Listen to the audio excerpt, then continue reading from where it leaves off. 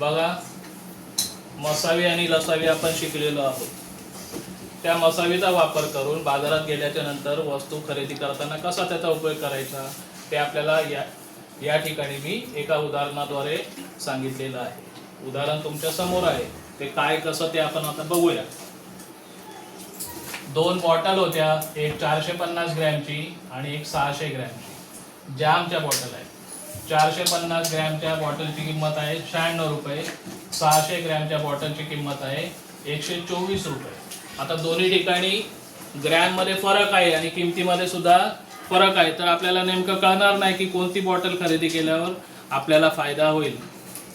तेच आपण या ठिकाणी आता बघणार आहोत. म्हणजे कसं काढायचं, तर 450 ग्रॅमची एक बॉटल आहे, दुसरी बॉटल आहे 600 ग्रॅमची. या दोन्ही संख्यांचा मसावी काढायचा, तो आला 150.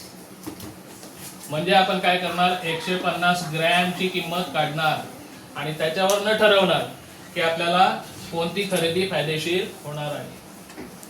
सगळ्यात पहिले बघूया आपण लहान बाटलीतील 150 ग्रॅमची किंमत. मग त्यासाठी काय केलं आपण, 96 रुपये 450 ग्रॅमची किंमत होती. 150 गुणिले 3 450 होतात, म्हणून या 3 ने 96 ला भाग दिलाय की आले 32 रुपये. म्हणजे छोट्या बाटलीतील 150 ग्रॅमच्या जॅमची किंमत आहे 32 रुपये. इथपर्यंत समजलं तुम्हाला? आता मोठ्या बाटलीचं बघूया. 600 ग्रॅमचा भाव नाही काढलाय आपण, तो दिलेला आहे आपल्याला. तर 150 ग्रॅमची किंमत आता मोठ्या बाटलीची काढूया आपण. 600 ग्रॅमची किंमत होती 124 रुपये. इथे बघा, 150 गुणिले 4 बरोबर 600. मग या 4 ने काय केलंय, 124 रुपये ही किंमत होती त्याला 4 ने भाग दिलाय. तर 150 ग्रॅम मोठ्या बाटलीतील जॅमची किंमत आली 31 रुपये आणि छोट्या बाटलीतील 150 ग्रॅमची किंमत आली 32 रुपये.